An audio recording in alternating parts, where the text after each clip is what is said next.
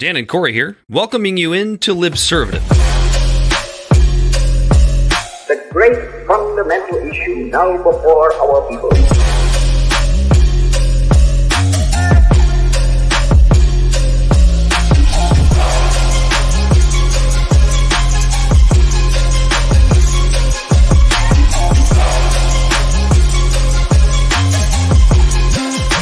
We, the people, cannot turn back.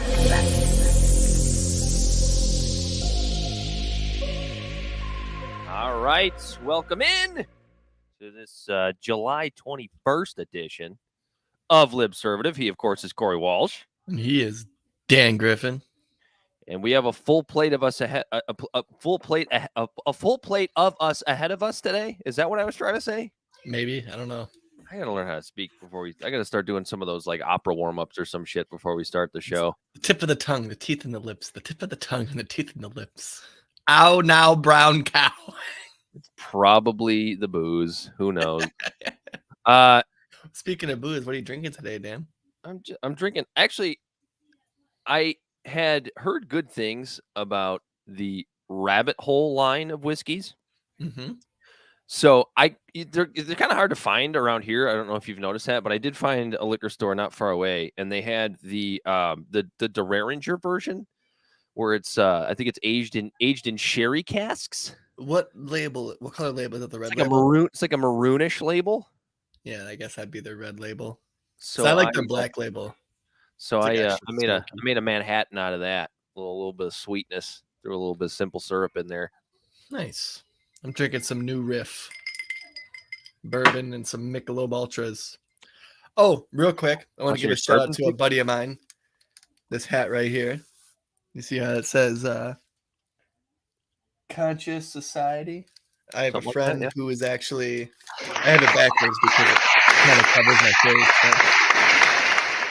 But yeah, a friend of mine who actually might be writing helping us write a couple intros and outros. This is starting a clothing apparel, so I told him I'd wear it on the show. Oh, there's a shameless plug for a good friend of Corey's. Yeah, Conscious Society. It's conscious. But he's just trying to, like it's the whole message of being more conscious about your society and self and helping with each other and trying to better the world one piece of clothing at a time. He's going to be donating money to different charities and stuff. That's very much what my monologue is about. So perfect day to do that. Perfect. I'm not going to lie. Before people even get to the end of the show, I wrote it out as if it's a monologue, but it's really more of a rant. So let's see how it goes. Monologues, rants, they're pretty much the same, right? Yeah, just ask Matt Taibbi. He's a good one to ask. What else is new, Dan? The best ranter out there. I mean, just living. Just keep living. Okay, Matthew McConaughey about to be running for president. Just living. Joe Biden struggled in Saudi Arabia, but I don't think he wanted to jump quite into that yet because we're not ready. We're not ready. We haven't prepared our minds for that. Yeah, my mind's gone. I'm already on the kayak. Oh yeah, you're headed off. I'm headed off to go down the river to pray. Both down by the river to pray. Both literally and figuratively. Yeah, Corey's headed down the river. Down to the river to pray. Something about that good old way. Please cut me off. I'll keep singing old gospel hymns. Did AOC really get arrested? Arrested? I don't think anybody could figure that out, whether that actually happened. I mean, we saw it happen, right? It was there. It's on video. She smiled. Okay, so yeah, let me first things first. I will pull up that video for you. Don't you love it when you have a video queued? We're just gonna make the judgment live because I haven't actually seen the video. I've only seen like still shots, so I'm actually kind of excited to see this. Oh, okay. And I'll make my judgment. So here's the video that her team shared from her as she's being arrested, which right away shows you how elitist it is, because if I've ever been arrested, I wouldn't have someone sharing to my personal page about it happening. I would, Corey. You'd have to give me your password, but I would do that for you. If I was ever arrested, it definitely probably wouldn't be for something like this. It'd probably be something ridiculous, like telling we a have cop that to kind of fuck friendship. off. Or... It's just immediately just pulling out the phone. All right, so here's the video for you, Dan. Well, I can't wait. Here she is. Here she is right here. I'm gonna green put some scarf. audio to it and start it over because it adds to all of it. Does it? Yes.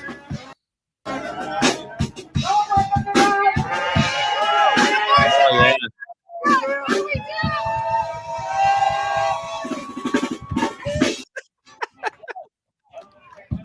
I don't know what's more phony, that.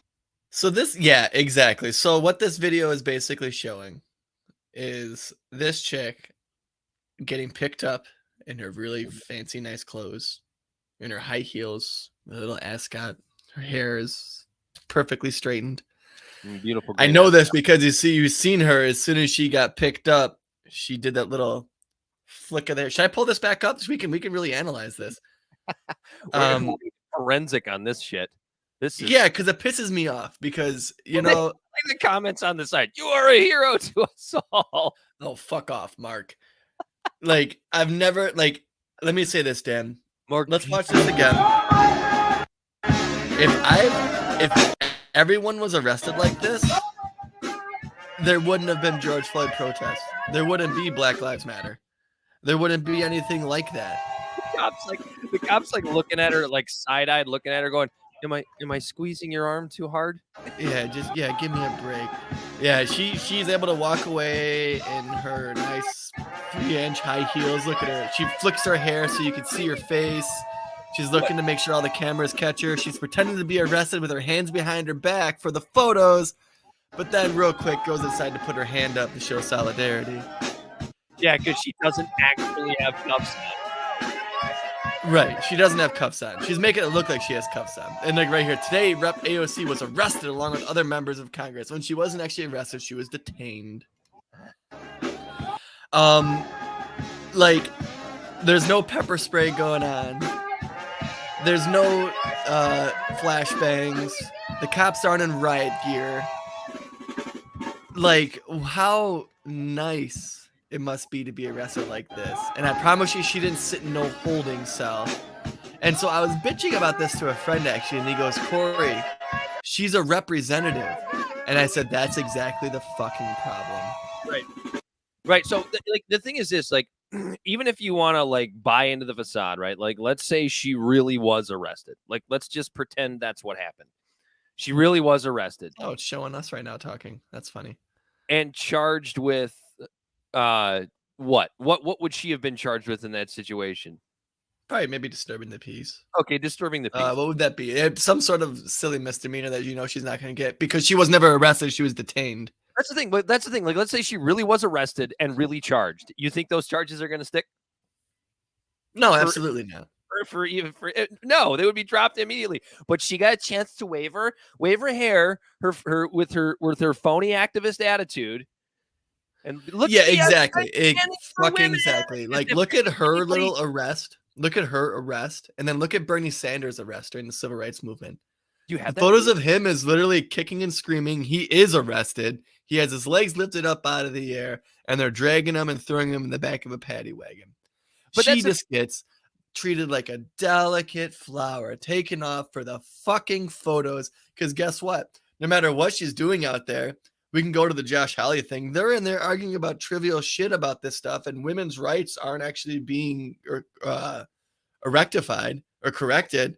Well, look at, you look at AOC and you watch this phoniness, and it's almost like I look at this and I compare it to what we saw when people were bitching at her, wondering where the hell she was during the workers' protests, right? Where were you for the workers? Oh, when workers actually might get beat up and arrested. But not only that, but she's there, quote unquote, in solidarity, with women, and I'm, pro-choice this and pro-choice that, as if she would ever, or any of her family members who are now a part of the elites at this point, as if they would ever have to worry about whether or not they could get a safe, legal, and effective abortion. or a safe, legal, and effective lawyer for being arrested for a misdemeanor like this. Stop pretending you're one of us.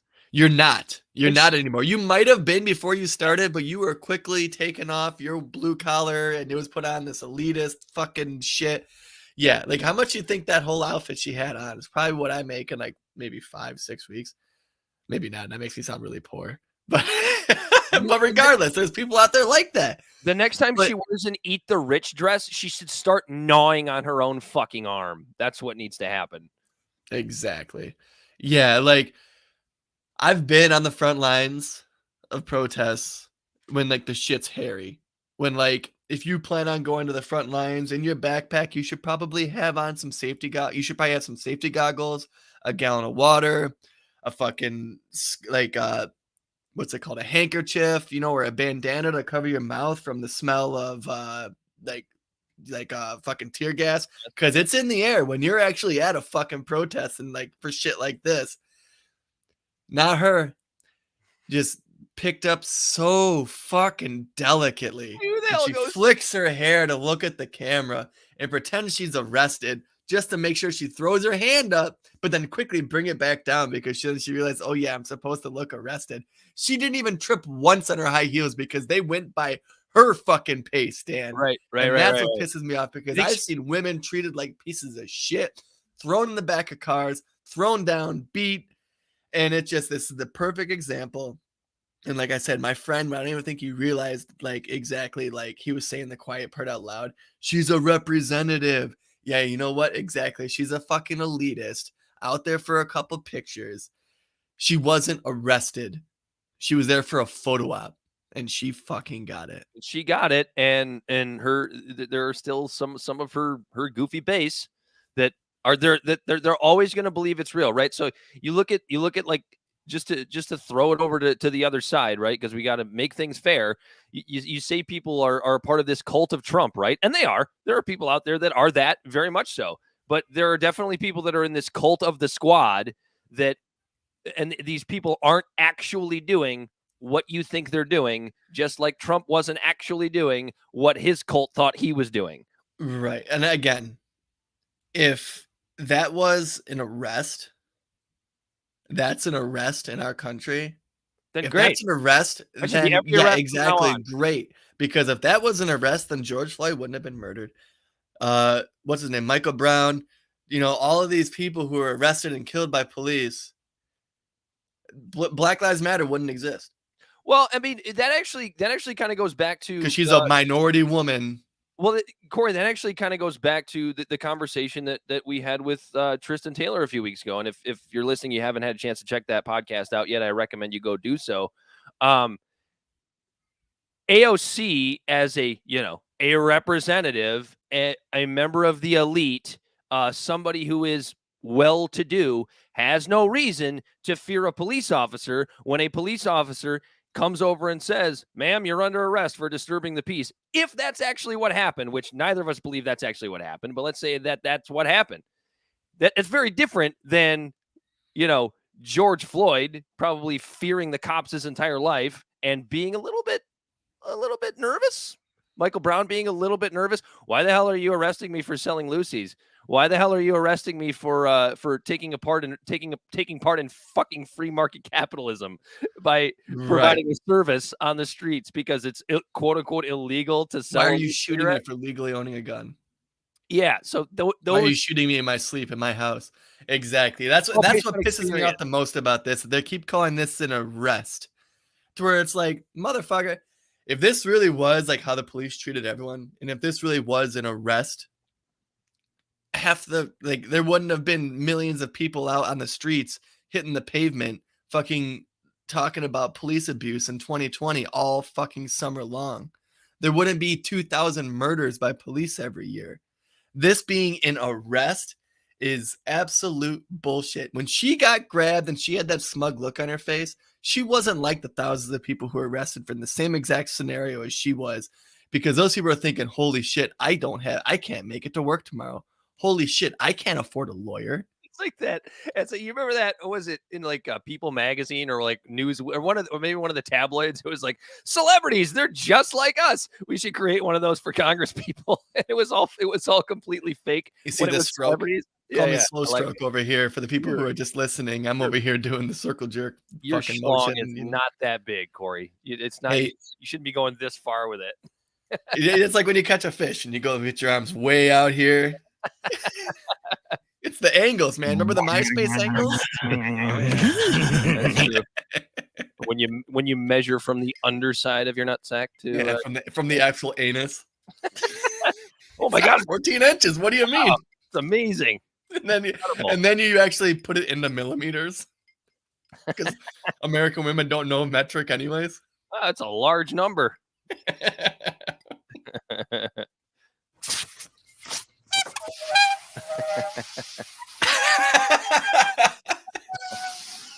The balloon deflating. That was actually That's AOC. my ego. That was actually AOC's credibility deflating right before our eyes. Either that or my ego. For you talking about my stroke.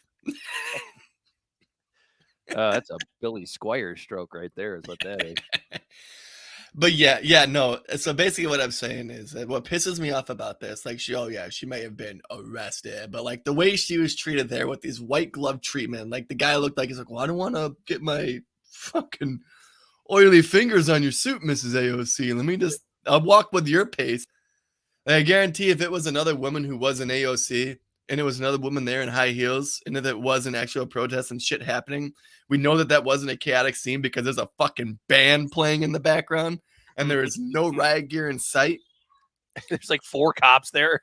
Right. Yeah, give me a fucking break. There's like a reggae concert. I've seen people arrested by cops and they don't give a fuck if you're wearing stilettos, pumps, whatever it fucking is. They're about to break them off of you as they're throwing you in the back of a car. Yeah. We know. It's fake. Part of it, there was some part of that was fake. And even if it was real, and that's almost worse that it is real because it's a blatant example of how rich and elite are treated versus the working class. And how in a short fucking 4 years, this girl has become so disconnected because it's her fucking page that says AOC was arrested because like we said a little bit ago, like as she's being arrested, someone from her fucking staff is already posting on her personal page about her being arrested and shit like that. If that's how arrests go down in our country, then BLM, you know what? You understand what I'm saying? Yeah, but isn't that like really disconcerting? Because, you know, it's not just you and I, but lots of other, you know, independent political pundits that have way more knowledge than either you or I do. We've all said the same thing, which is, these geriatrics that are out of touch that are running our country are a huge part of the problem. Well, now you have like a 30-year-old that has just fallen right into the same bullshit, the same elitist bullshit that we get pissed off at these old people for. So I think that's the reason that I get so pissed at people like AOC and the rest of the squad is because you were supposed to be the generation that was going to make this better. You were supposed to be the generation that was supposed to stop this elitist bullshit and really get down to the nitty gritty of what, you know, the average American, you know, 24 to 50-year-old actually like wants and what's actually important to them. But nope, you're out there just taking the opportunities to get the pictures and make it look like you're on their side. Why? Because now you're an elitist. Now you want to get reelected. And when you finally decide to leave Congress, I don't know, maybe you'll get a job with some really high profile nonprofit somewhere and rake in a bunch of dough until you die. Just like the generation prior to you. So that to me is probably the most disconcerting thing about everything that AOC has become in recent in her, especially in the most recent. And it happened so fast. Oh, it did. It sucks. AOC calling this an arrest proves that AOC has never been arrested. She's never had a speeding ticket because she batted her eyes at the police officer that pulled her over. I don't know. She might have some run-ins with the law and stuff like that. Like me personally saying this, I've witnessed arrests a bunch of times. I've never been arrested personally, but like I know what an arrest looks like, and that's not it. Yeah, I don't know.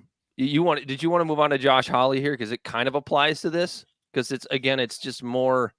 Oh, we can. It was kind of a. Wait, there are two groups: those watching the January 6th hearing and those covering their ears with their hands saying "la la la la la." It's not happening. No, it's not real. Hey, do you guys read this? I'm the only one in the room, and I'm not sure who you were talking to. We're just talking to the ether, man. And we're recording. So what does he mean? There's two groups watching the January, because that's right. The January 6th protest just started 3 minutes ago. The latest hearing. Yeah, we were actually going to talk about that a little bit, Ginseng, because of the fact of what John Bolton said about it. But it's a whole different trajectory than I think that a lot of people are expecting. At this point, I just want to wait till they're over. You know what I mean? Before we give me the cliff notes. Yeah, a lot of it's stuff that we already know. Mm-hmm. We know it wasn't a coup. We know Trump is not fit to be president. Yeah, it's as simple as that. Yeah, Trump's a piece of shit. Those are like the two biggest things you need to know. Yeah. So if any major revelations come out, I mean, obviously we'll cover it. We covered the first night of the hearings, so I guess it was because the first ones were in prime time and it got no ratings. So yeah, not really worried about that. Yes, Ginseng, you're right. His inaction, that's something that we actually agree with. They had to threaten him with Amendment 25 to make him actually do something. And sure, yeah, he's dereliction of duty, absolutely, but he's too dumb to make a coup. That wasn't a coup attempt. Like we're literally talking about a coup that would be based on squatters' rights. Like they were just going to storm the Capitol and hang out for 6 months and then be like, well, I guess this is ours now. I don't think it was an actual coup. Did Trump sit on the wayside and watch it and enjoy it? Yes. What is he, a fucking idiot? Sure. But to call it a coup, I think is just a distraction from the fact that our president right now has a complete ineptability to think outside the box and fix problems that happened under his watch and Trump's watch. I think it's very fair to say that. On the mic. You said the guy's going to run again, but I don't know. DeSantis might run. We'll see. I'm not either way. I'm not ready to discuss that yet. as we've discussed it ad nauseum. Anyway, Josh Hawley. Josh Hawley mixed with a limousine liberal is a loss for America. Do you have the video pulled up? No, I thought you did. I thought I did. And did I pull it up? I think I did. Let me see where I got this at. Here it is. I found it. I knew you had to have it in your short history there. I had it on one of the tabs. You're good. Let me share my screen. It's on good old CNN. God, a lot of the stuff that we've pulled lately has come from CNN, hasn't it? It has. Kind of strange, but it doesn't matter. It's all about the content. It's all that really matters. Right. All right. Let me get it back to the beginning. There you go. Am I up on the screen? Am I on the screen? You're good to go. You are good to go, sir. To people Fire with away. A capacity for pregnancy. Would that be women? Many women, cis women, have the capacity for pregnancy. Many cis women do not have the capacity for pregnancy. There are also trans men who are capable of pregnancy, as well as non-binary people who are capable of pregnancy.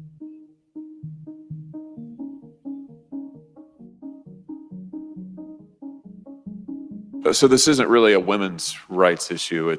We can recognize that this impacts women while also recognizing that it impacts other groups. Those things are not mutually exclusive, Senator Hawley. Oh, so your view is that the core of this right then is about what?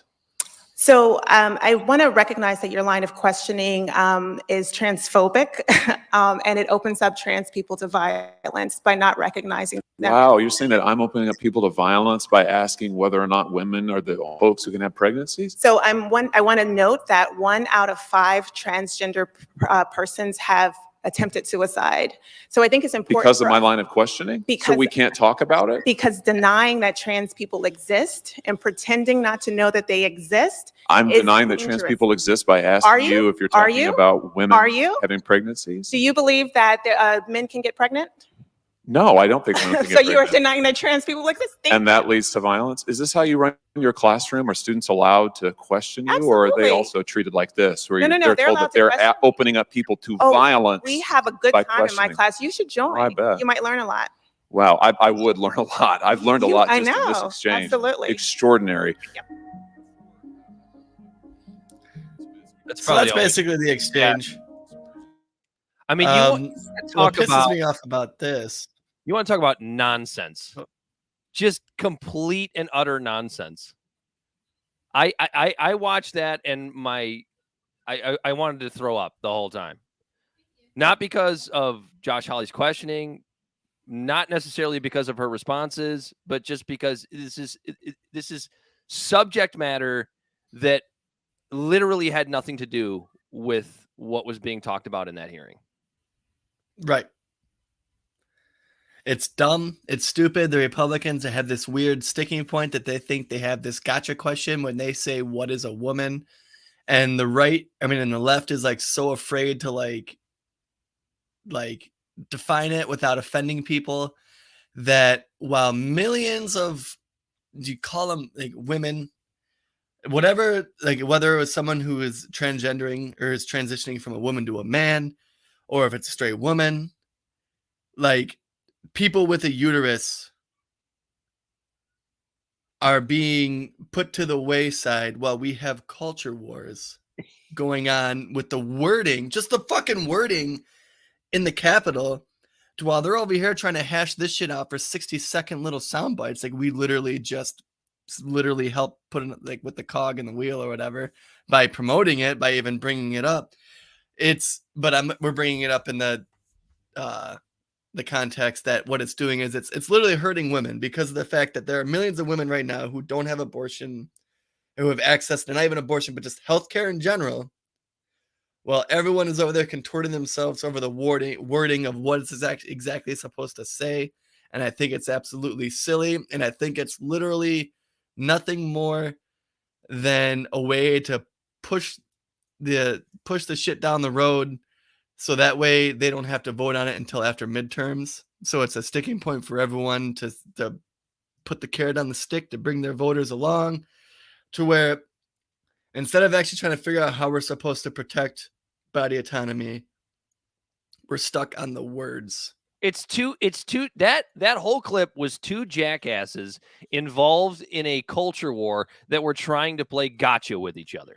So they can get a little 30-second clip for Twitter or YouTube. Exactly. Two jackasses playing culture wars while that woman herself, because she is a part of the elite, would have no problem getting an abortion, and neither would Josh Hawley's daughter or wife or whatever, has no problem getting an abortion. That goes back to our whole elitist conversation, because rich people aren't going to be affected by Roe v. Wade. Rich women are going to be able to get an abortion no matter what. And they're over here playing around with wordplay and doing all this shit. Meanwhile, we haven't settled the issue of body autonomy for women. And there's going to be millions of women, as evidenced by the 10-year-old girl in Ohio who was raped, who aren't going to be able to have access to healthcare while they sit there and argue with their culture war bullshit. And I guarantee you that if a trans man is pregnant and he wants to have an abortion, he could give two shits about the wording. He doesn't want his life fucked up. What was the most annoying thing about that to you? Like the most annoying like statement between either of them on their face. Like what was the one that bothered you the most? Because I'll tell you what mine was. I am so sick and tired of, and I know there are plenty of people that feel this. I'm so sick and tired of people referring to language as literal violence. That is what pissed me off too. Like, oh yeah, you're causing violence. It is just I can't stand Josh Hawley, but his response was, "Wow, I'm causing violence by questions," and it's like, apparently you're not allowed to ask questions anymore. His line, even if his questions were in bad faith. Whatever I don't remember what percentage she said, but his line of questioning causes 10% of whatever. I don't remember what she said. Whatever. 1 in 5. 1 in 5 trans people to commit suicide. Really? His line of questioning. So yeah, so it's just it's an untouchable subject. We're not even allowed to ask questions. We're not allowed to like talk about this. I guess the thing that's most infuriating is like this idea that you can't be. What's up, Bright Eyes? That you can't be, what's up, Bright Eyes? You can't be sympathetic to the plight of trans people, but also be a feminist anymore. Like, it just seems like you can't be both. Or if you try to be both, you're walking this fine line to where if you're a public figure, eventually you're going to say the wrong thing. Right? Like it's it's just like the athletics issue. Or the issue that Matt Walsh brings up in What is a Woman, when it has to deal with kids, right? Like it can't just be this all-encompassing thing all the time. Because it's almost like the trans ideologues sometimes, they almost want to deny that women exist.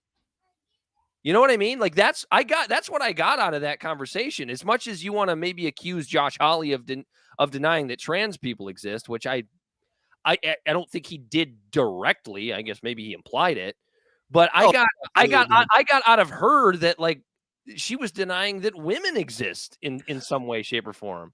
And to be fair, now in that part when she said that there are a lot of women who can't have a baby, but at the same time, that's kind of the outlier. Like women, like the biology of a woman's body and the biology of a man's body. The biology of a woman's body is it has a uterus. It's supposed to be designed. Its functionality of the uterus is to have a baby.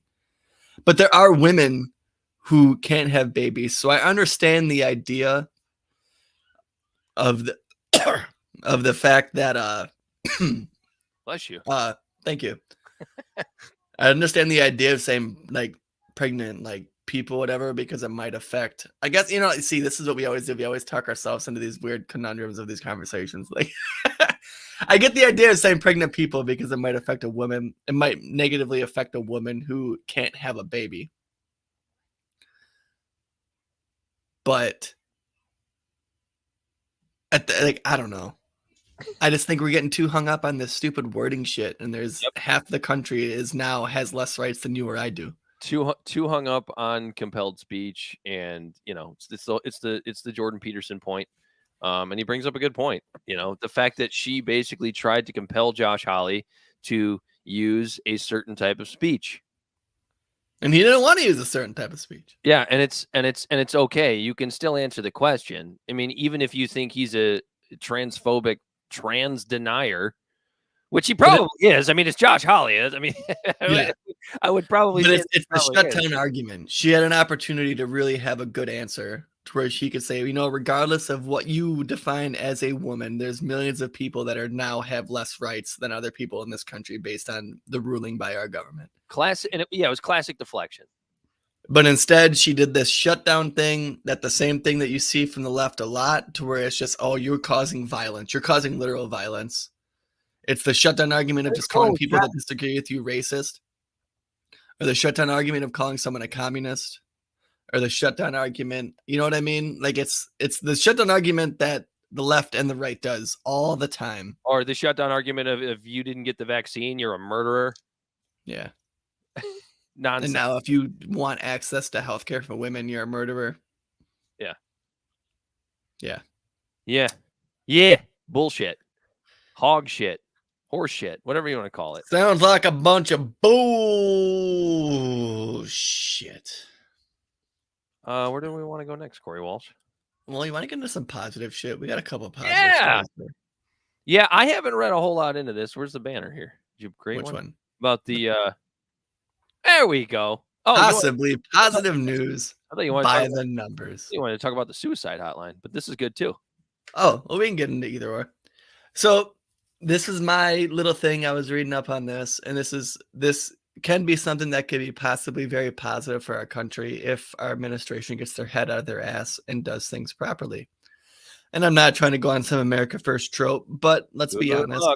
Let's keep our own ducks in a row. 92% said if I did, they'd go for it. Like even Jesus Christ of Nazareth himself said, worry about the plank in your eye before you try to dig out the speck of dust out of your neighbor's eye.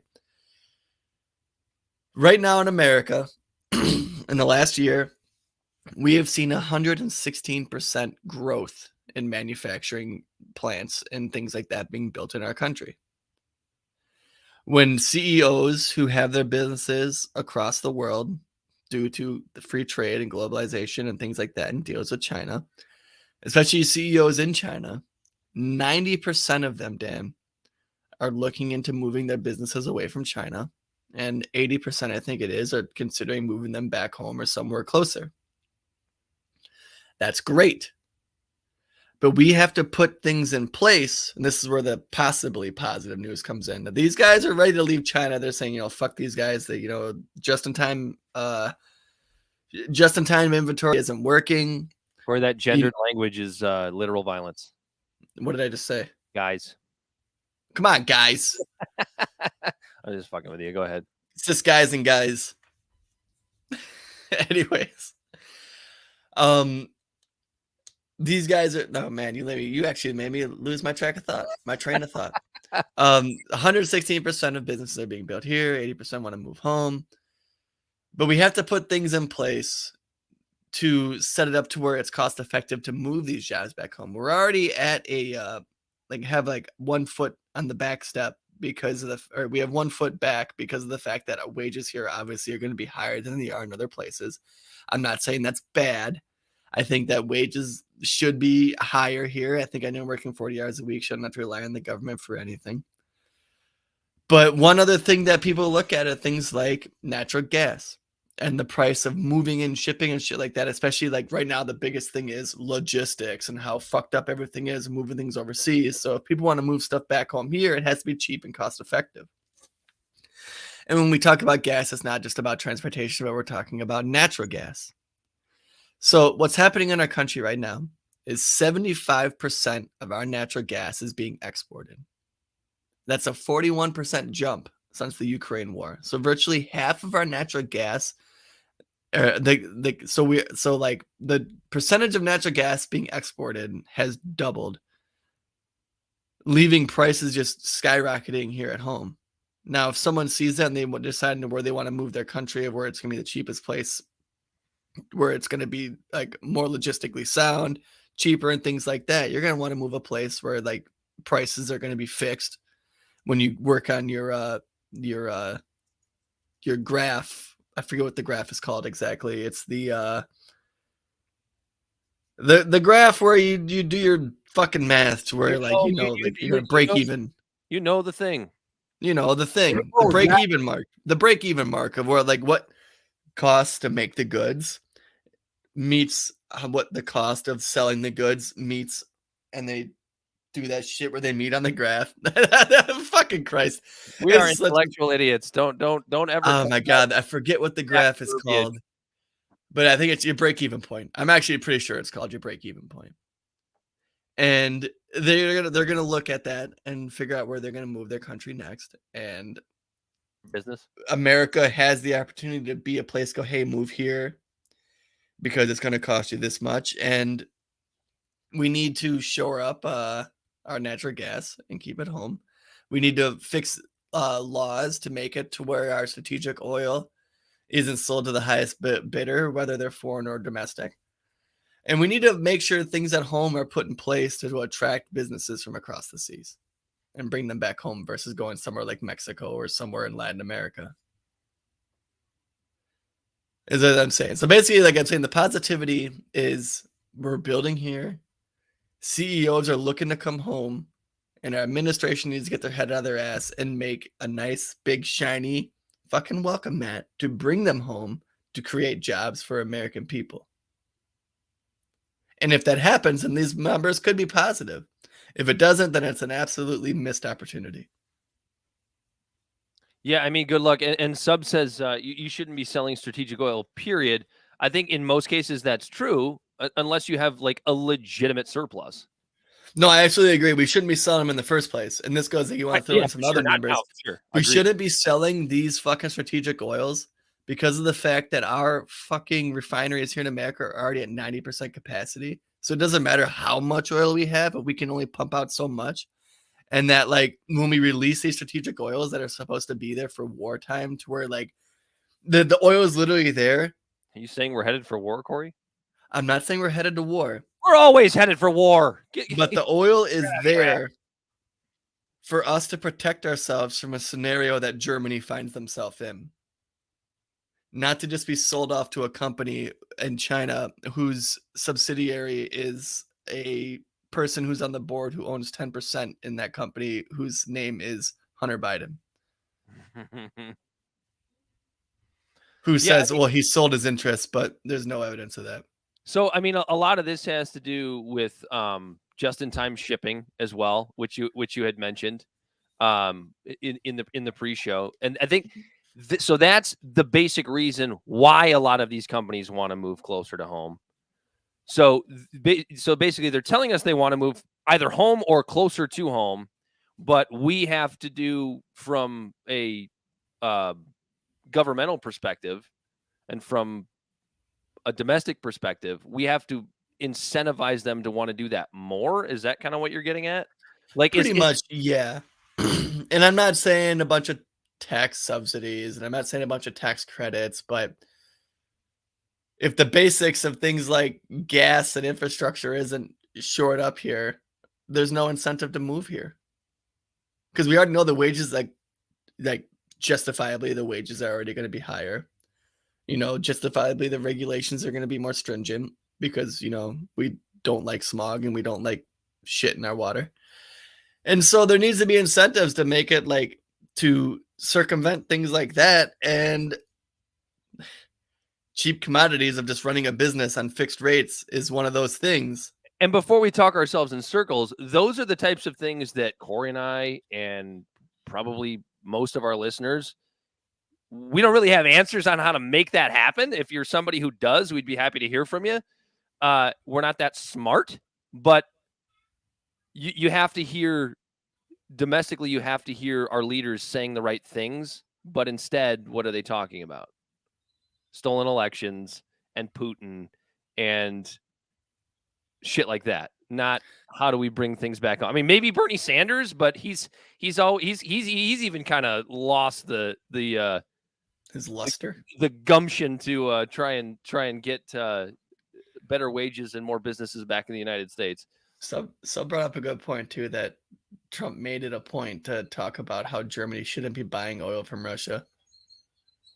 Because Trump actually did that. He did do that. Yeah, he did do that. That's not a lie. Not a lie.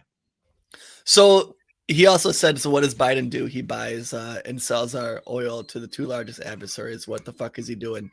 So technically, just to clarify that, there is a law in the books that when we release strategic oil, it has to be sold to the highest bidder. And now the law actually does mention foreign and domestic companies. Now, I think that law should be fixed. If we're releasing strategic oil, we shouldn't be selling it to someone like China. So I 100% I agree with that, but he's technically not breaking any laws. He is legally bound by that. And that wouldn't be just him either. It would have been any president. But yeah, I mean, we have the opportunity to really bring a bunch of manufacturing home and make this a boom town again, like it used to be in the 50s and 60s. But it's like, dude, I don't know. Biden's just silent. He's not making any moves to make it happen. Yeah, we don't have the answers for that. But I haven't heard a legitimate plan, or I haven't really even heard of anyone either in the Biden administration or in Congress, Republican or Democrat, really mention this. I mean, you got this from where the fuck did you get this information from? I got this actually from a little tidbit on the Presidential Daily Briefing podcast. Ah, there you go. So, but yeah, and he brings up a couple ideas, and it had me thinking Biden was briefed on it. No. He's an outsider. He says if he was like, it's the Presidential Daily Brief. It's a podcast. He was an old person. It's almost like that. It's almost like it's something Biden should have been briefed on, but probably wasn't. Right. Like, how about this? Let's we haven't had a new refinery built here since what, the 70s? Let's build a couple more refineries. No, Corey, that's bad for the environment. You know, let's build some refineries. Let's get the oil pumping. Let's get the oil refined here. Like, it's like, obviously I am someone who's pro environment. I am somebody who's wanting to get more green, but at the same time, we live in reality. Yeah, I mean, but it was like a 1973 law that like blocks like refineries being built and shit like that. Yeah, well, I mean, I look at it this way, right? Like you and I are both. I think we'd both consider ourselves pro-environment. Like it's this that weird misconception about Being close to Flint, Michigan, it hits really close to home.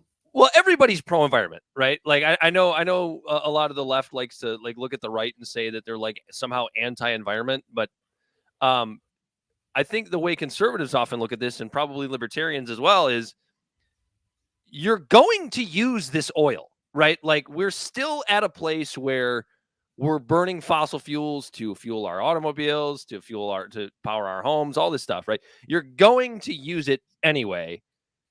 Why does it somehow make it environmentally better if we're not making the fuel here and buying it from somebody else?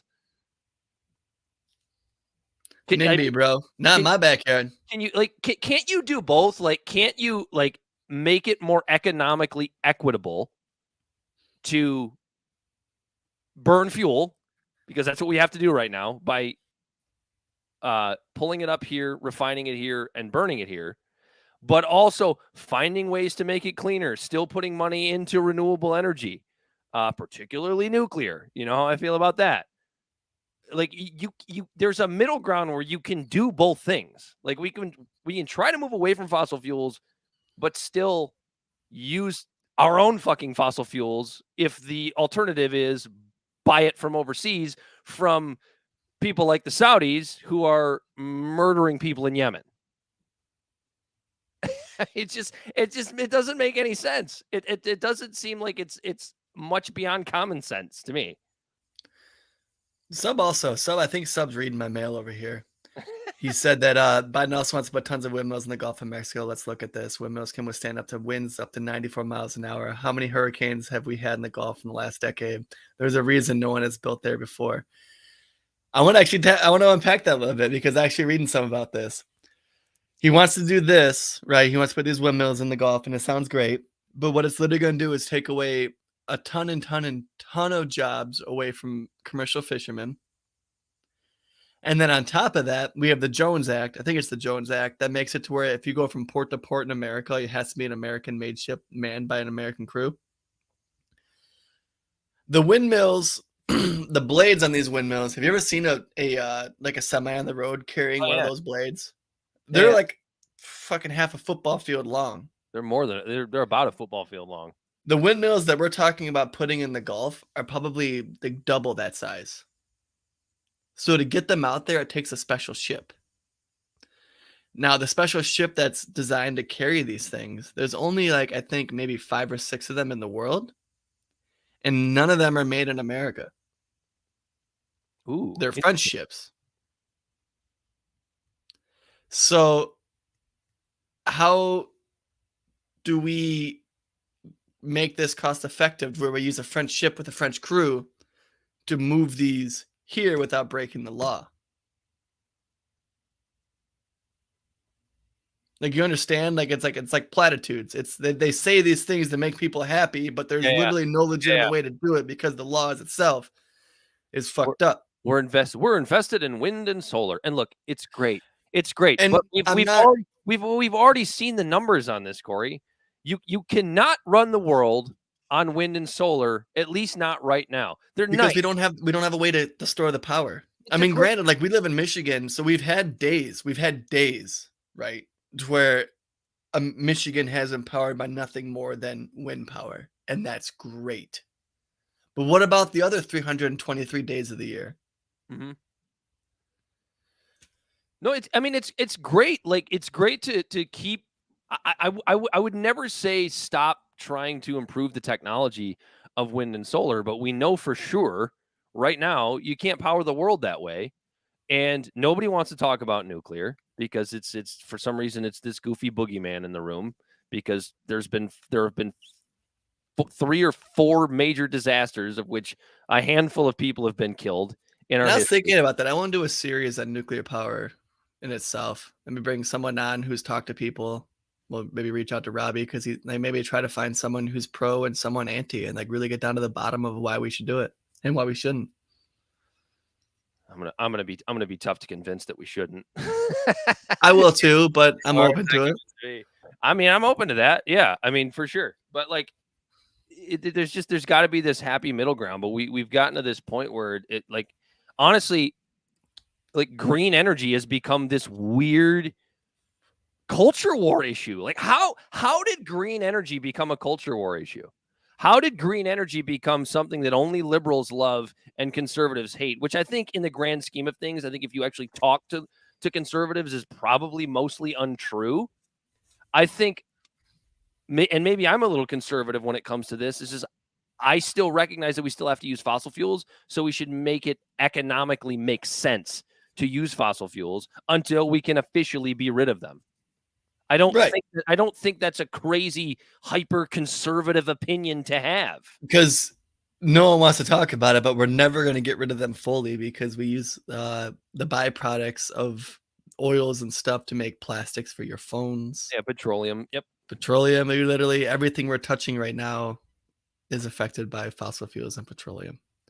And I'm 100% down to make it more energy efficient, make it more environmentally friendly, to put a dent in it with things like renewable energy, to where like the simple idea that instead of using a big chunk of coal that's going to put a bunch of carbon in the air, that's going to heighten the temperature of the world and kill some kid in India and some guy in the Appalachian Mountains for having to mine it, I'm down to try to save as many of those lives as we can with renewable energy. But to just pretend that we can just close the valves to fossil fuel and hop in to energy right now is like absolutely silly. It is really interesting, though, that we have a current administration that wants to, quote unquote, save future lives by changing us over to green energy, while the head of said administration makes a trip over to Saudi Arabia to beg for more oil. And we still consider ourselves allies with Saudi Arabia as they continue to bomb the fuck out of the Houthi people in Yemen. And the Kurds. Oh, no, the Turkey wants to kill Kurds and one of our other allies. So, yeah, I always find that hypocrisy really, really interesting. I don't even think you need to put the banner up because I think Biden's trip to the Middle East basically speaks for itself. Very, very establishment. Kind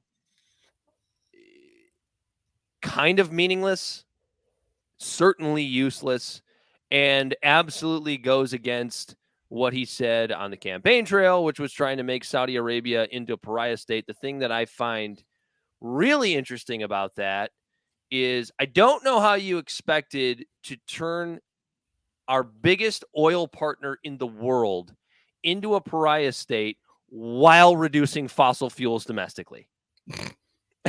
I mean, it's just, the contradiction was made while he was on the campaign trail, Corey. We're going to invest in green energy, and that's not the bad part. I'm fine with investing in green energy, but the talks of stopping fracking and shutting down oil pipelines and what have you, and stopping the drilling while turning Saudi Arabia into a pariah state, to me is, I mean, I feel like he said it in the same sentence throughout the campaign and during the debates, and everybody who just Trump bad, orange man bad, just threw up the applause sign. We love it. We don't know. Yeah, it's Joe, but good luck. Yeah, it's insane to me that as he's running for president, when gas is at like $2, it's really easy for him to say, "Yeah, fuck Saudi Arabia," and then gas hits $4, and then he's like, "I'm gonna go visit Mohammed bin Salman." I'm sorry. Yeah, go to there. I'm sorry.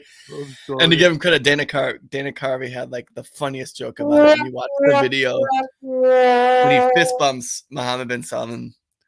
And I also heard people say that he fist bumped people in Israel, and they're like, "Oh, he's probably doing this," so then when he goes to see Muhammad, he can fist bump them, and then it doesn't show any sort of favoritism or whatever. But then Dana Carvey goes, "Well, that wasn't even a fist bump. It looks like he was trying to punch Mohammed bin Salman, but he just lost the energy when he did it." But yeah, it's again, it just shows the world that our politicians in America are full of shit. Corey, that was the voting for Joe Biden was like the ultimate the world's going to burn down if the other guy wins situation. I'm so sorry that you fell for that. I did fall for it. I'm ashamed of it, but I'm also not ashamed to admit it. I've, changed my ways since then. I'm woke, if you will. I'm woke on that. You changed your spots.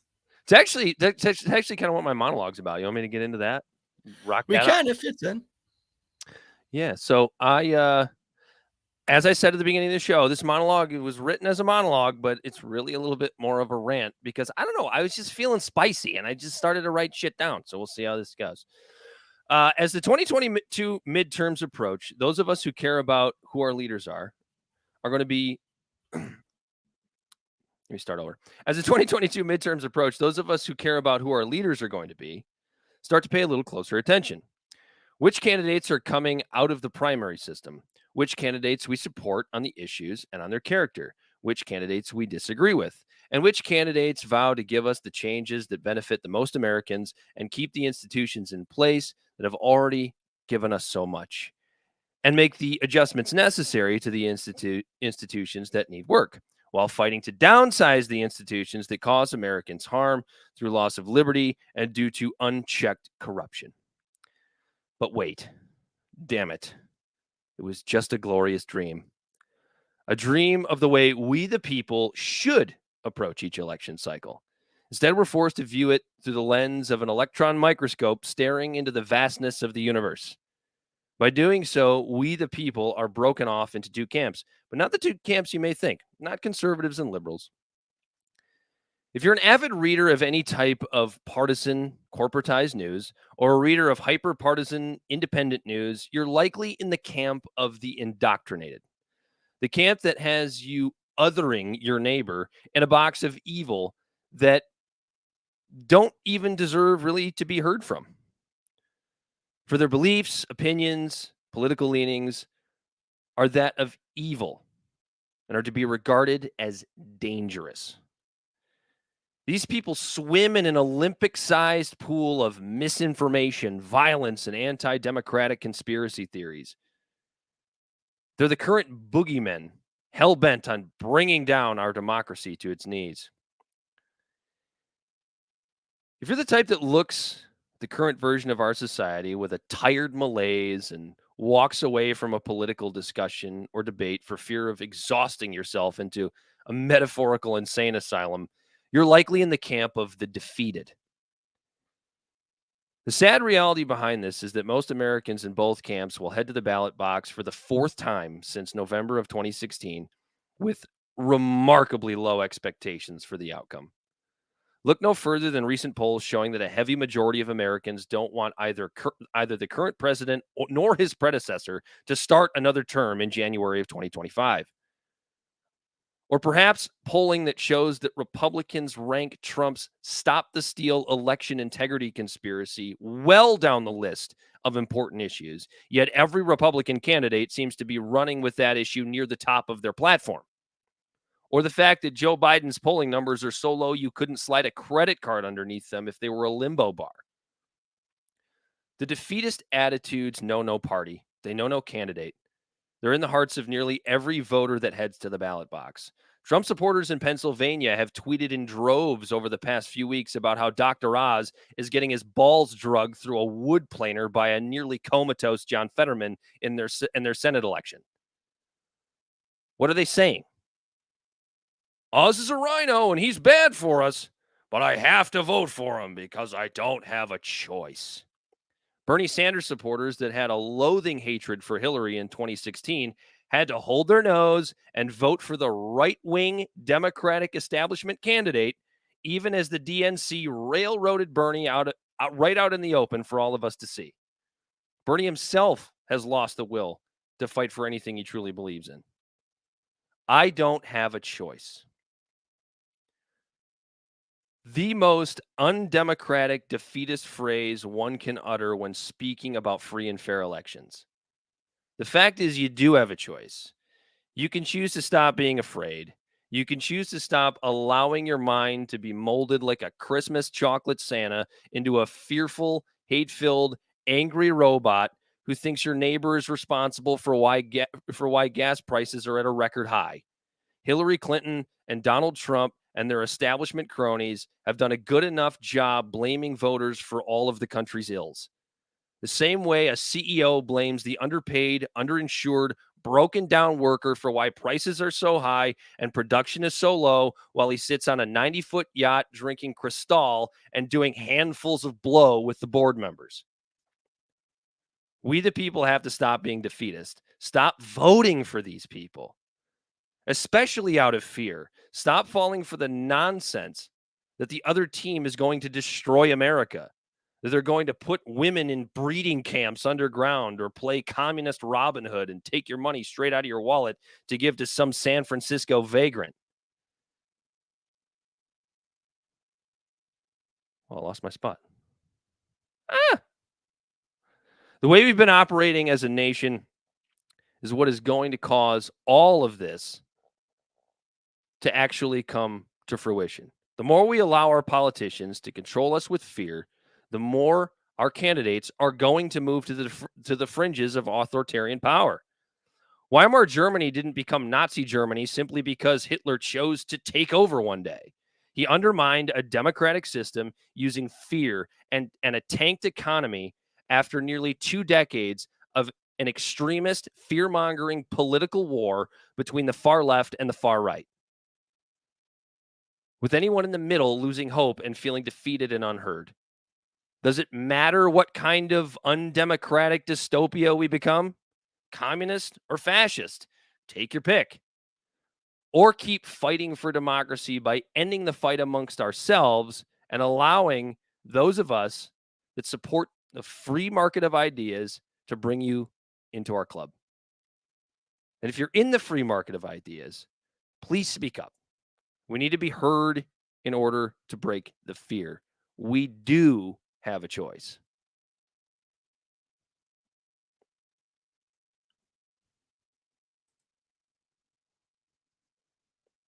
You're still muted, brother. I like it, Dan. There we go. I also like the idea of being on a 90-foot yacht with handfuls of blow and Yeah. not having a care in the world. It sounds like a pretty Cristal, decent not time. a Cristal fan? Cristal, wild turkey, a 90-foot yacht. That sounds like a great time. But no, you're right. You're right. It's both sides have vilified the other so well to paint them as some sort of boogeyman, to where people feel like they have no choice but to vote for their person. And then anytime something goes wrong, their side gets to go, oh, well, it's not our fault. It's the other side's fault. It's the other side's fault that's made it like this. But don't worry, if you vote for us, then we're going to fix it. But the what I'm noticing is like the more we continue falling for that nonsense, the more each side continues to move further to the fringes because they're out of touch. You think that's our primaries that do that? Because only like the extremists vote in the primaries? We have a system that's set up to fail. Yeah, I mean, yeah, I guess ordinarily I would say that it's mostly the primaries, but it's like, I mean, what we saw between Clinton and Trump and Biden and Trump was like, I mean, if it gets any further to kowtowing to the fringes, we're going to be at a point where one of these fringes is going to win out. Like we have to do a better job. I'm not even saying you have to demand centrism, right? Because I don't think centrism is really a real thing that we're never going to have a perfectly centrist administration, right? That's never going to happen. That's a pipe dream. And I don't even know that it would necessarily work, but I think you have to be willing to just accept defeat on certain things. And I think you have to be willing to come more towards, it's hard to not say the center, but that's the proverbial center is what I guess I would say. Willing to compromise. We have to force these politicians to recognize the actual issues. And the only way you're going to do that is by not voting for them. But the fear is always, but if I don't vote for them, well, then the evil team's going to win. And we can't let the evil team win. And the way I look at that is like, okay, so let's just say you're a liberal. You fucking hate Donald Trump. He's the worst president we've ever had, in your view, right? America is still standing after 4 years of Donald Trump, right? So it's like, if you made a statement to the Democratic Party about how, hey, you need to be more reasonable in your liberalism, and you don't go vote for Hillary Clinton, and she gets hammered in 2016, now you've sent a statement to the Democratic Party. Yeah, you have to deal with 4 years of Donald Trump, but the world didn't burn down. I think both parties need to do that. Both voter bases need to do that. Take a breath and go, okay, it's not yeah, this president was terrible, but not uniquely terrible. The problem is, here's where you run into a hiccup. Because either way, one of these parties is going to win, and that's all they're going to care about, the fact that they won, and they're just going to go out and do it again. So it's almost like the supporters of each party need to kind of take turns. But then you have to get compromised. So that speaks to your point. That's why we're set up to fail. That's why this system is set up to fail. It really is. And instead of anyone working on reform, this can actually go into our next topic of the Democrats are in fact the biggest donors to the fringe Republicans. Was that a good segue? Dan? I'm going to read this again. Democrats are in fact the biggest donors to the fringe Republicans. Oh, yes, of course. Great strategy. That's a great strategy, Cotton. Let's see how that works out. See if it pays off for them. I can see your eyes. You're about to pull up that soundbite. I'm trying to find it, but go ahead. But yeah, no, it is. It's bullshit. And as someone who has now strategy, Cotton. Let's see if it pays off for them. As someone now who has been a part of 2 election cycles, and I had the bleeding heart liberals on the left freak out on me saying it was my fault that Donald Trump was elected because I voted third party. And then a short 4 years later, having everyone, all of my conservative friends, freak out and blame me because I voted third party that Biden's in office. But that's just it. That's the big change, right? Yeah. That's the big change right there. Hillary Clinton did a good enough job of basket of deplorables, right? The politicians do a good enough job of blaming the voters. But when you have the voters blaming the voters, now your politicians really have no reason to fucking change. Nope, you're doing their work for them. Because it's not their fault.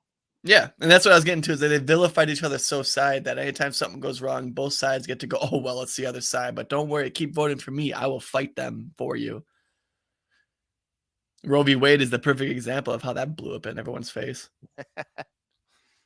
Yeah. You can't, like, the liberals didn't, like, you can't, liberals don't ever blame themselves for maybe getting a little lazy on that issue and maybe not taking Supreme Court appointments a little more seriously and not asking RBG to step down. I mean, no, you're never going to hear talk of that on the left. You're never going to hear how the left has responsibility in why Roe v. Wade was overturned. It was all the evil Republicans. Nobody, like, neither side takes responsibility for their shortcomings. Yeah, it's like, it's a good parable would be a school shooter, like the one in Buffalo, who everyone knew what his intentions were because he left breadcrumbs the size of loaves of bread all over the goddamn place. Yeah, and then when he actually does it, everyone's like, where did this come from? The Republicans did the same damn thing with Roe v. Wade. They weren't secretive about it. They weren't quiet about it. They said they were going to overturn it for the past 50 fucking years. So anyway, how many MAGA people are the Democrats putting money towards? Okay, so I'm at newsweek.com. It's a short read, so I'm just going to read the whole article real quick. And the article's name is Democrats have spent $20 million trying to help Trump-loving GOP candidates win. So, Democratic groups have spent more than $20 million supporting Republican primary candidates who strongly support former President Donald Trump in an apparent attempt to give their own candidates more vulnerable opponents.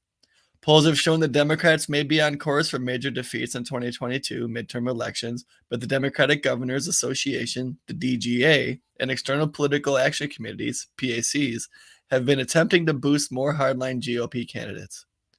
Democrats may be hoping that their efforts will see more right-wing, pro-Trump candidates chosen by Republican primary voters, which could give Democratic candidates an easier time in competitive elections.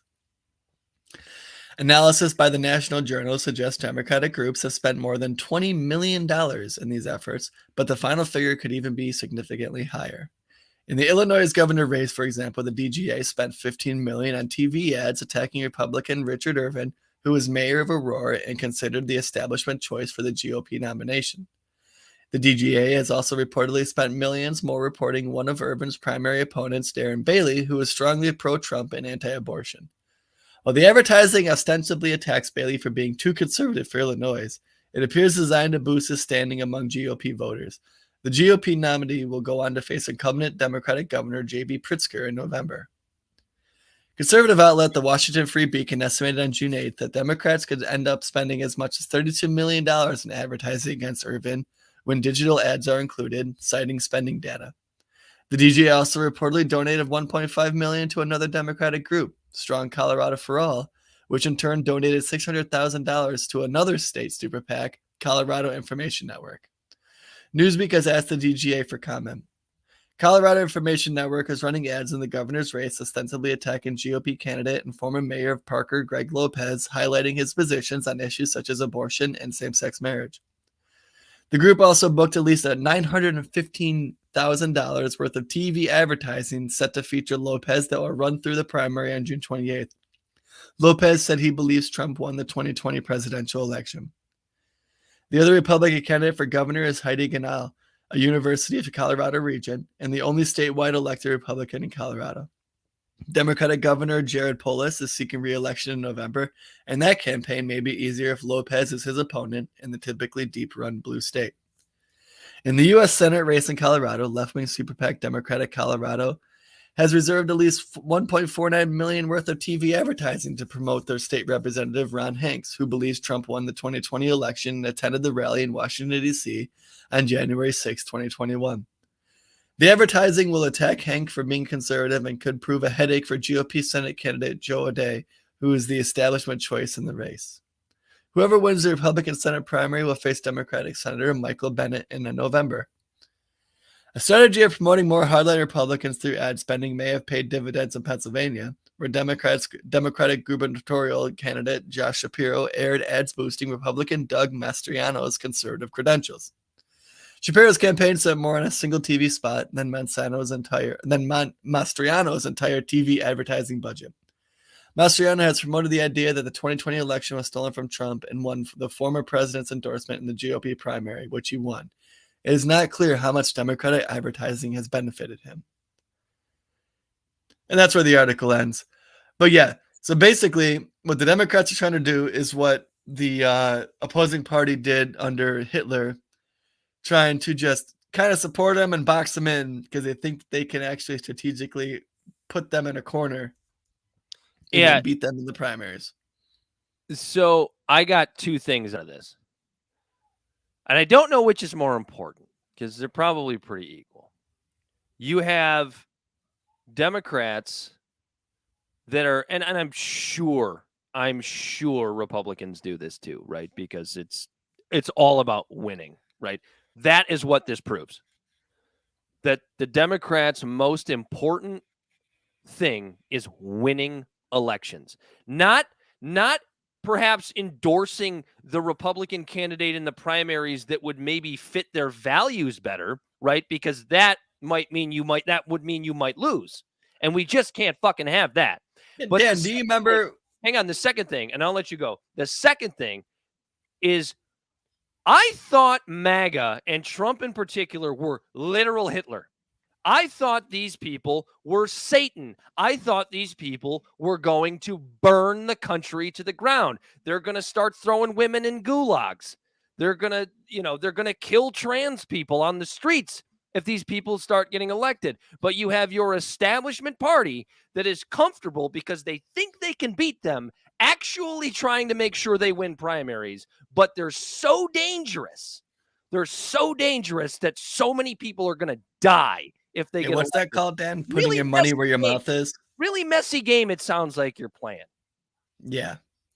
If you really thought that Donald Trump was a detriment to the Constitution, then I think you'd be spending $20 million trying to disparage him, not $20 million on some political gambit, hoping that it pays off. And then the other thing is, This is why it's a stupid strategy. Guys, I don't know if you noticed, but Trump already won an election. Right? Like it already didn't pay off once, right? Because there was rumors of this going on early in the Republican primaries in 2015 and 2016. Because remember, everybody was laughing, right? Trump's a joke. There's no way he's going to get the nomination. He's too much of a loose cannon. And then he got the nomination and everybody went, okay, well, yeah, that's kind of what we were going for. He should be pretty easy to beat, but wow, I'm really surprised. I'm really surprised he got it. And then he wins the presidency. And you're going to continue to play this game with people who are on the side of literal Hitler? Yep. So now what's going to happen if these candidates go out and win the general elections? What are you going to do? You're going to pull the Hillary move? You're going to blame voters? Probably. We live in a racist country. That's what's going to happen. Because we already know, especially, Corey, when all the polls, hold on, I'm pissed. Especially when all of the polls are already suggesting, and all of the pundits are already suggesting that the fucking Democrats are going to get their asses handed to them in these midterms. Now you're really playing a dangerous game, especially when the economy is, you're not making it any better. Especially when the economy is as shit as it is. Oh God, this pisses me off. Like, never mind. Never mind about Trump. Trump isn't Hitler. But do you want a Hitler? This is how you get a fucking Hitler. No, but to them he is, right? He's literal Hitler. That's the way they talk about him. They don't think he really is because they're spending $20 million on people he's endorsing.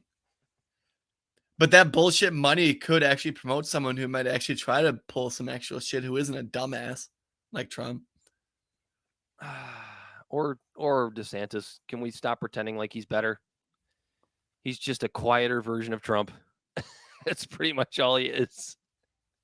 In my view. The response is going to be a Buttigieg or a Biden. I'm telling you, stop falling for it. Just vote third party like I do. Right? Yeah. Like we can fix this if we really want to. Like, oh no, what would have happened in 2016? I would have voted for Trump or Hillary. That goes back to my monologue, Corey. The amount of people that vote out of fear. I mean, it's just if fear or outright hatred, outright anger is that's what people vote on now. They don't vote on they don't vote based on the issues that they see making a difference. Because and that's generally because neither candidate ran on those issues or has any intention of fixing those issues. So they have their issues that they would like to see fixed. And if there was ever a candidate that was actually doing it in good faith, maybe they'd vote that way. But goes back to my monologue. Everybody feels like they're boxed into this corner of having to vote based on cultural and ideological lines. Exactly. It's absolutely insane to me. It's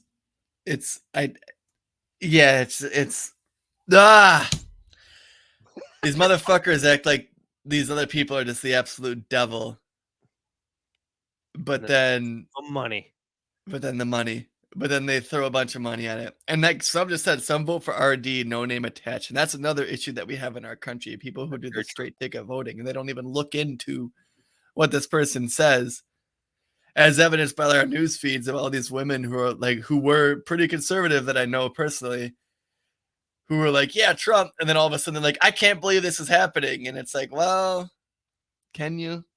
Like, really? Or were you just someone who was just voting for an R&D next to the name, regardless of not knowing what their policies were?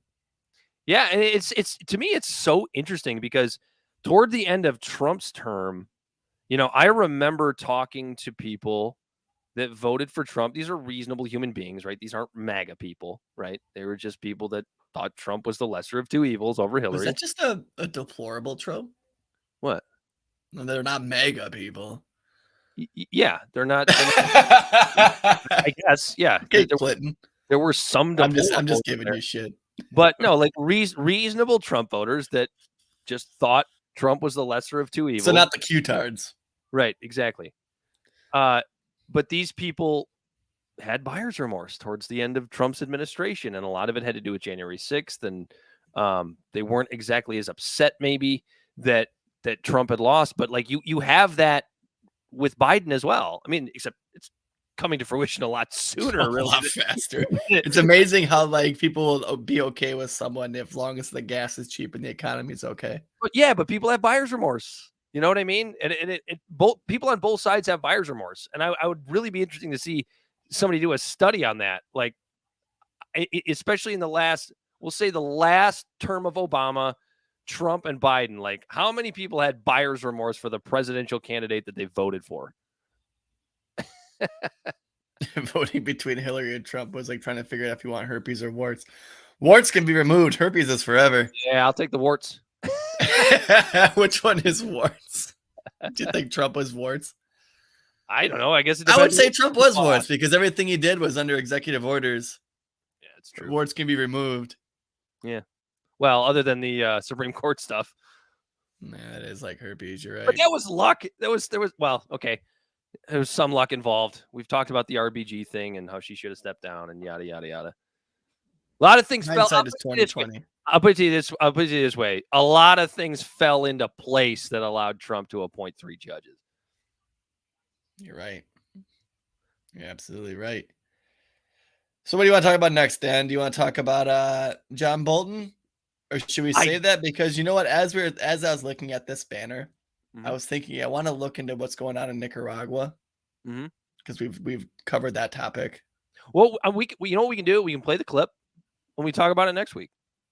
You want the week after, you mean? Or yeah, that's right. I'm going to be gone next week. So when I'm back, but we'll play the clip. If I can get okay. Yeah, let it marinate for everyone, and then we're gonna revisit it because there might be more stuff that comes out after this. This one's pretty fresh. Talk about it for so former National Security Advisor John Bolton on the is it the Jake Tapper show? Like what do you call this? I don't know. Jake Tapper on CNN. I don't watch any of that shit. Group of misfits with like Michael Flynn and Sidney Powell. Is he just not capable of hearing no? Well, when it comes to his personal advantage, the answer is he doesn't listen to anybody else. But I think it's also important to understand, while nothing Donald Trump did after the election in connection with the lie about the election fraud, none of it is defensible. None of it is defensible. It's also a mistake, as some people have said, including on the committee, the commentators, that somehow this was a carefully planned coup d'etat aimed at the Constitution. That's not the way Donald Trump does things. It's rambling from one half-vast idea to another, one plan that falls through and another comes up. That's what he was doing. As I say, none of it defensible. But you have to understand the nature of what the problem of Donald Trump is. He's, to use a Star Wars metaphor, a disturbance in the force. And it's not an attack on our democracy. It's Donald Trump looking out for Donald Trump. It's a once-in-a-lifetime occurrence. I don't know that I agree with you. To be fair, with all due respect, one doesn't have to be brilliant to attempt a coup. I disagree with that. As somebody who has helped plan coup d'etat. What? What? What did you just say? What? Did you say the quiet part out loud? I'm not even gonna play any more of that. We don't even need to see. Oh, you got to finish it. Well, they don't talk about Venezuela. Because that they do. They mentioned it, and he says, "Well, I mentioned it in my book." Not in this clip. No. Oh, not in that clip. Okay, it switches to something else. But yeah, so in the actual interview, he's like, the guy goes, "Well, wait a minute, hold on." And he goes, "Well, yeah, like Venezuela, I mentioned it in my book. I'm not going to get into specifics about other things." But yeah, he literally came out and said that there was a coup. And one thing I will add to this, I guess we're just going to talk about it, and we'll come back to it. Just real quick. Instant reaction. Fulton Armstrong, he was a national security advisor. He was just recently on the pushback with what's his name? Aaron Monte, yes. And so Fulton Armstrong says to Aaron Monte, he goes, coups. Now we have to be careful. Just a teeny bit of history here, that when the U.S. government supports coups, it's done on different levels. There's the highly political level, or it's done on 3 different levels. There's the highly political level, where the policy is to achieve regime change without actually getting into the mud with the potential coup plotters. A second level would be one where we establish it as a policy, and we, through various players in the U.S. government, including covert players, but also overt players, go out and sort of look for people who think sort of help me rid me of this priest sort of stuff.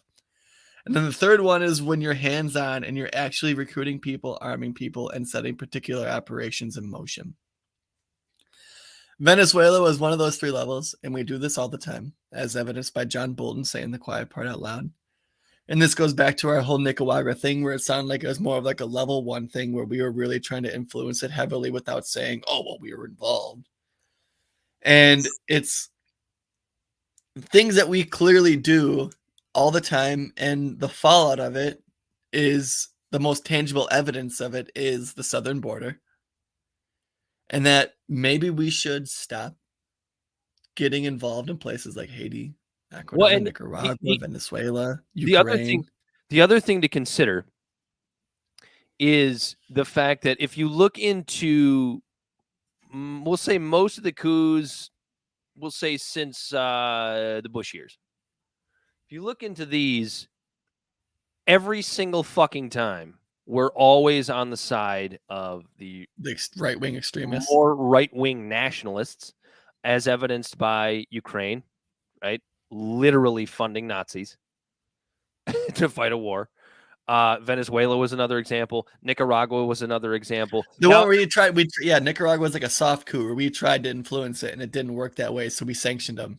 But either way, we're always on the side of the right-wing nationalists because we just can't have leftism in the world. And that's one of the things that gets me so upset about domestically about people that vote Democrat that think that our establishment Democrats are actually left-wing. They're not. They're not. I don't mean to parrot Jimmy Dore here, Corey, but he's right when he says that the Democratic Party is right-wing. It just is. Based on an international scale, absolutely. Bernie Sanders is a centrist in all of Europe. Yeah, absolutely. Ask Europeans what they think about Bernie Sanders' policies, and they'll tell you, he's pretty center. They might even call him center right in some cases, to be honest. Yeah. And so like just keep that in mind because this doesn't have anything to do with whether it was Bush, Obama, Trump, or Biden. In every single one of these, we have always there has been coup d'etats. We have always been on the side of the right wing side of that coup every time. Absolutely. Right, even under Obama, who was it? Gaddafi in Libya. There was Haiti. Under Bush, there was what happened under Bush? It was more Haiti. What else was there? There was another one. I can't think of the name of it, so I'm not going to get stuck on it. But under Obama was Ukraine, Haiti, Libya. Under Biden now is Nicaragua. Trump, Venezuela. Yeah, Trump was Venezuela. Like, it happens constantly. We meddle in these countries, destabilize them, and then it creates a huge refugee crisis. And some of them are close enough to where they come back home and the chickens come home to roost on our border. Mm-hmm. And then we raise our hands in the air and go, I don't understand why all these people are trying to come into America. Keep in mind that, usually it's the right wingers that are, all about building walls and, keep people the hell out of our country because they're coming to take our jobs that we don't want. So I want all of our listeners actually to put a thumb on Mexico right now because the Mexican president is a leftist. Uh-oh. And he was just recently, and it was actually kind of a big thing that no one's talking about. Just recently, Trudeau and Biden gave him shit because he wasn't treating some of the trades, like the trade agreements, like fair. And that they said they were going to come after him for it. And then he just went, oh, I'm so scared. And he ended up actually sharing, and it was like, and the way he said it is like from a song that's really big in Mexico. And it's like a mocking song of somebody who says they're scared of someone, like, ooh, I'm scared. And he fucking said this and then played the music video to this song. And then after this said, nothing's going to happen. Well, if he ends up dead or there's some sort of coup against his administration, just keep in mind what we just said. Yeah. Keep in mind, and it is read Aaron Monte's work, read Glenn Now, Greenwald's I'm work, saying read things like Gray's this. Zone. When we talk about if something like that happens, we always give the caveat of put the tinfoil hat on, on our show. We're not Alex Jones and things like that, but just keep an eye on that. Put your finger on the pulse and keep an eye on a little bit of an ear open and earshot of things you hear about Mexico and the development of our relationship with them as this leftist is becoming into power there. And watch how unfriendly the relationship with Mexico happens really fast, especially if Biden loses in 2024 and we get a right-wing president. And, if you are a right-winger, I don't judge you, and you want to complain about, illegal immigrants popping over the border in droves after a coup like this happens, just remember, we're always eliminating a quote-unquote left-wing threat. Yeah, and it's important that you say that when you say destabilizing that country, and that's what's causing these people to come up here. Right. And like you said, if you're a right-wing listener, then just remember, and it's absolutely important to we're not knocking you for being a right-wing listener, but actually take the blinders off to where you can be able to kind of look side to side and judge your own party. And because the left doesn't do it and the right doesn't do it. And that's kind of what the premise of our show is. I think that's a question, and then we can kill it. I think that's a question that not enough people in general ask, whether you're left wing or right wing. We know that we have an immigration. I don't know if you want to call it a crisis. I guess that just depends on what side you're on. But we have an immigration issue at the southern border. But very, very few people ask why. It's either just let them all in or throw them all out. It's never, why the hell is this happening? And right. do we have some responsibility in what Is it the ATF and the CIA doing major operations of selling guns to people to get unregistered money to create money to do coups? Or is it people just destabilizing governments on the South to make them come north because their government can't protect them and cartels are taking over? Is it the war on drugs? I don't know. Joe Biden will tell you what you need to do right here. Read the polls, Jack. All right, we got one more topic, Dan, and then we actually covered everything we wanted to tonight. Ooh. And we're actually leaving this on a positive note. We are? Oh, the suicide hotline? Or the God damn it. The mental health hotline. Yeah, the mental health hotline. So it's kind of the suicide hotline. I think they actually lead to the same thing. Yeah. But this one's just a much easier to remember number, like 911. It's 988. And what this number is going to do is it's basically a simple 3-digit number that you can call if you're having a mental health crisis. And what this does, and I think this is the most important part, is this doesn't lead you to the 911 number that leads you to someone who has basically the fire department or police department on the switchboard to get you connected to them.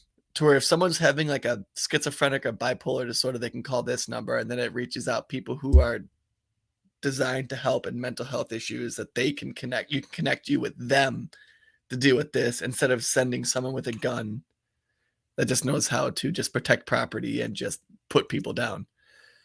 And I think this will save lives. I think this is going to lift the burden on police who aren't trained to deal with these type of scenarios. We might see less deaths and we might see more people saved. And I think it's ultimately a good idea. Now, and this right here is actually the perfect example of bipartisanship. That is something it's like one piece of salt on the tip of your tongue. You know what I mean? When you get that one piece of salt and you're like, this tastes like salt. And I'm not using salt as this is shitty, but it's just one grain of salt can make your whole mouth taste like salt. This one bit of bipartisanship is just proof that we do have a system that can actually make things work, because the mental health hotline was actually instituted under Trump. And then Biden came along, and instead of actually trying to nix it because Orange Man bad, he pumped $400 million into it to where this is actually going to be a viable alternative to just calling the police to come and take care of autistic situations, free them up to, I don't know, stand around in schools for 40 minutes, 77 minutes. Ooh. That was a jab at the police. With some hand sanitizer. This is supposed to be a positive thing, but I'm still very bitter about Uvalde. But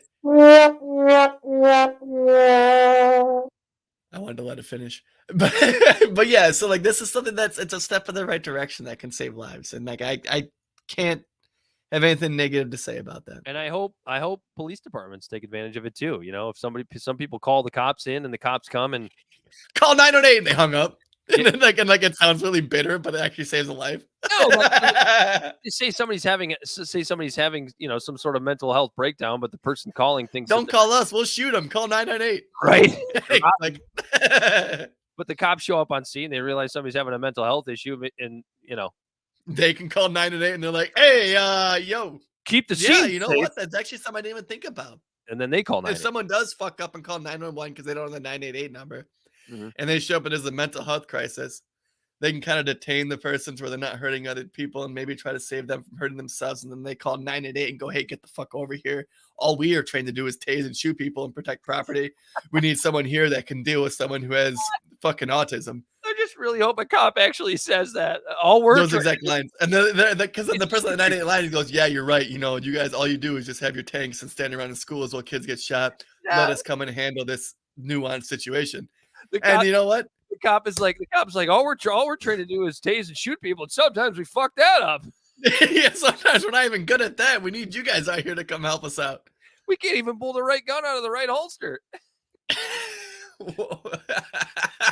Taser. Taser, what is it? I know they weigh different, but I can't tell. One's bright yellow. But yeah, no, this is supposed to be positive, Dan. Yeah, I think that this is actually going to save lives. I agree. I hope. I mean, I'm a little cynical, but we'll see. We will see. I hope I never have to use it. But I think that's it, Dan. I think you're right. Tell the people. Right, well, real quick, check out Conscious Society. My boy, he's out there making apparel to just help society. And in the meantime, if you liked what you heard on our show, make sure to like, follow, and share Libservative Podcast. We are found on Facebook at Libservative. We are on Instagram and Twitter at Libservative Pod. You can read our transcripts to our monologues on Libservative Podcast or libservativepod.wordpress.com.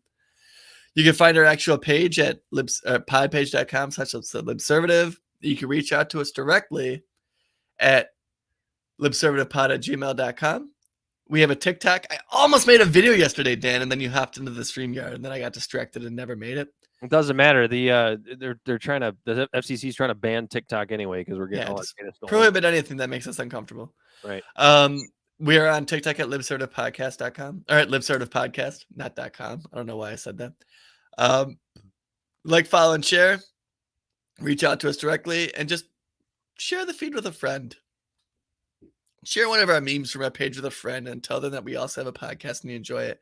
And I also want to ask all of our listeners that do listen to, when this is over in the next 40 seconds, to leave a review, preferably 5 stars, unless you think we're pieces of shit. Then don't leave a review. But if you like the show, leave 5 stars. And if you leave then 1-star review, shit. Huh? Leave us a 5-star review and still tell us we're pieces of shit. Yeah, go ahead. Leave the 5-star review. Be like, you guys are trash. 5 stars. Anyway. That's it.